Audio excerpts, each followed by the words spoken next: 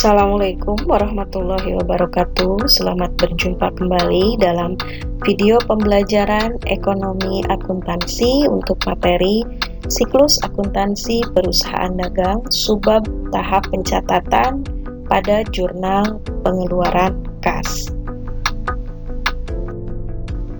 Ya, pada kesempatan ini Ibu akan memaparkan mengenai transaksi yang terjadi pada perusahaan dagang dan bagaimana cara menjurnalnya, ya, atau bagaimana cara mencatat transaksi tersebut ke dalam jurnal khusus yang sesuai.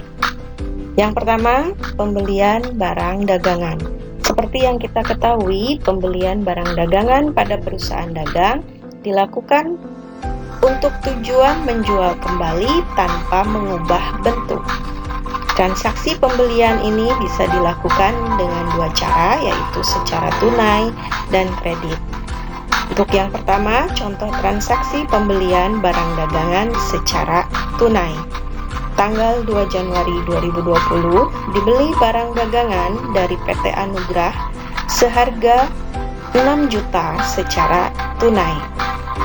Bagaimana analisis jurnalnya? Perhatikan. Yang dibeli di sini adalah barang dagangan. Karena yang dibelinya barang dagangan, maka analisis jurnalnya adalah timbul pembelian. Pembelian bertambah sebelah debit 6 juta. Kemudian, analisis berikutnya adalah mempengaruhi akun kas. Kas berkurang sebelah kredit 6 juta. Kenapa timbul kas berkurang? Karena dibelinya secara tunai. Oke, contoh yang kedua adalah tanggal 3 Januari 2020, dibeli perlengkapan kantor seharga 1 juta secara tunai. Analisis jurnalnya adalah, perhatikan yang dibelinya bukan barang dagangan, tapi perlengkapan kantor. Maka analisis jurnalnya berbeda dengan yang di atas. Analisisnya adalah yang dibelinya perlengkapan kantor, maka perlengkapan kantor bertambah di debit 1 juta secara tunai, maka berpengaruh pada kas berkurang di kredit 1 juta. Oke, jadi analisis untuk transaksi ini, perlengkapan di debit 1 juta, kas berkurang di kredit 1 juta.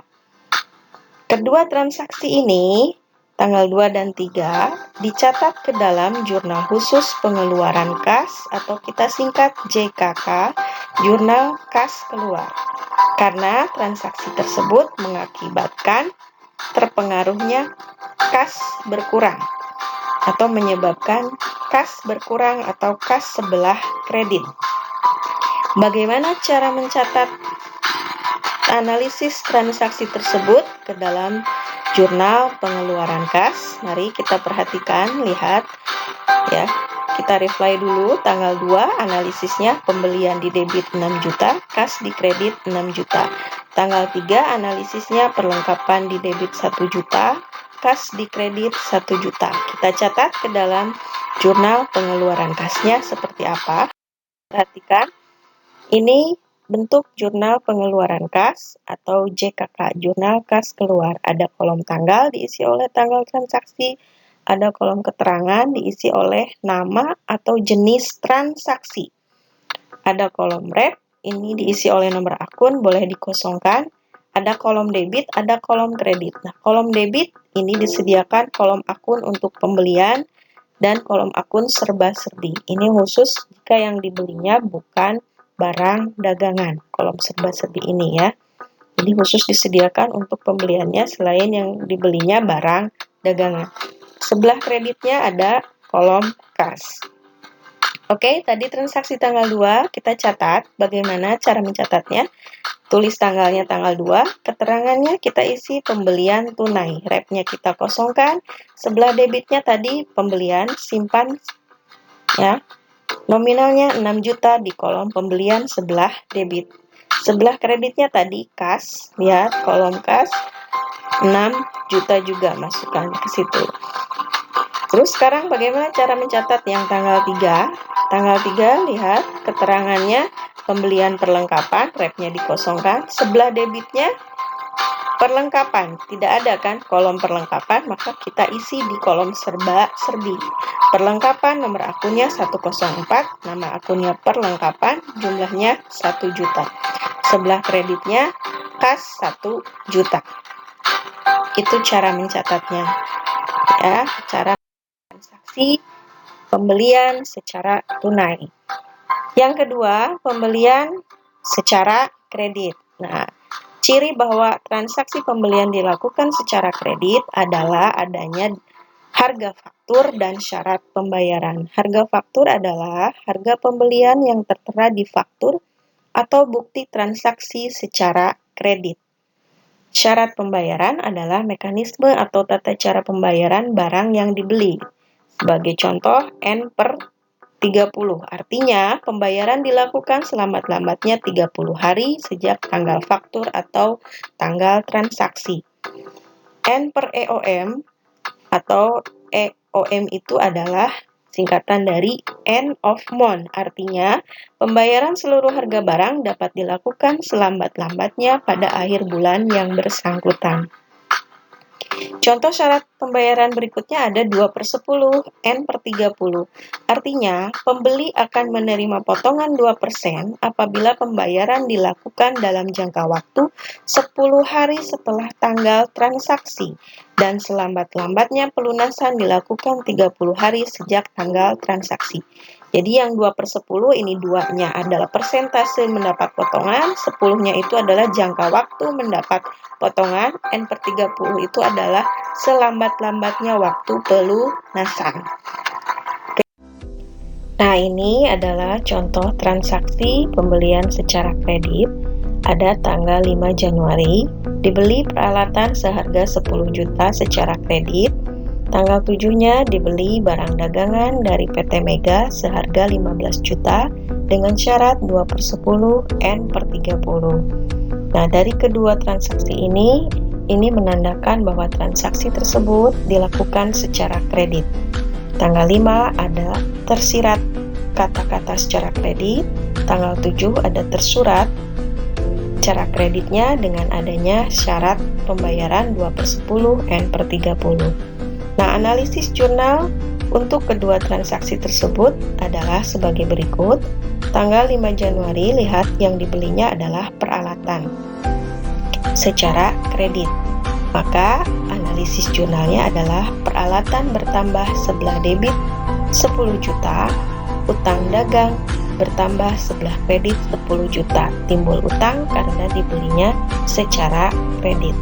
Tanggal 7, lihat yang dibelinya barang dagangan dengan syarat 2/10 N/30. Karena yang dibelinya barang dagangan, maka timbul pembelian atau pembelian bertambah sebelah debit 15 juta dan utang dagang bertambah sebelah kredit 15 juta. Dari kedua transaksi tersebut, dicatat ke dalam jurnal khusus yang sesuai, yaitu jurnal khusus pembelian. Bagaimana cara pencatatannya ke dalam jurnal pembelian? Mari kita perhatikan slide berikutnya.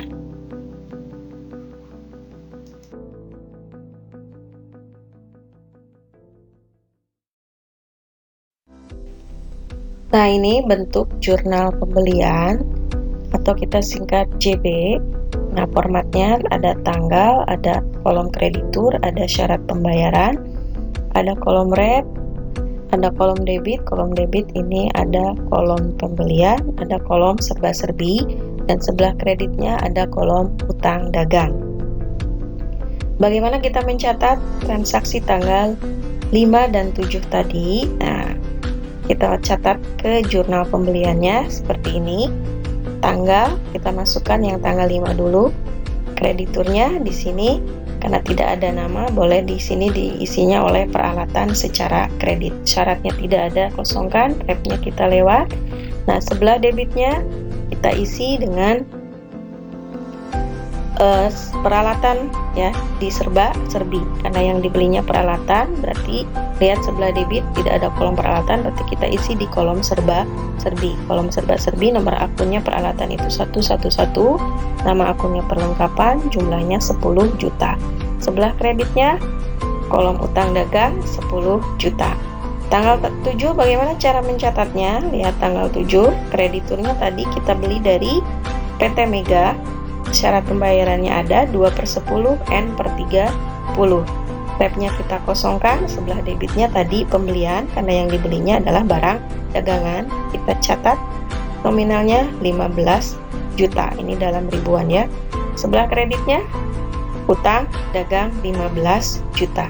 Nah, itu saja Ananda, cara mencatat transaksi pembelian secara tunai dan kredit pada jurnal khusus yang sesuai. Terima kasih untuk pertemuan kali ini.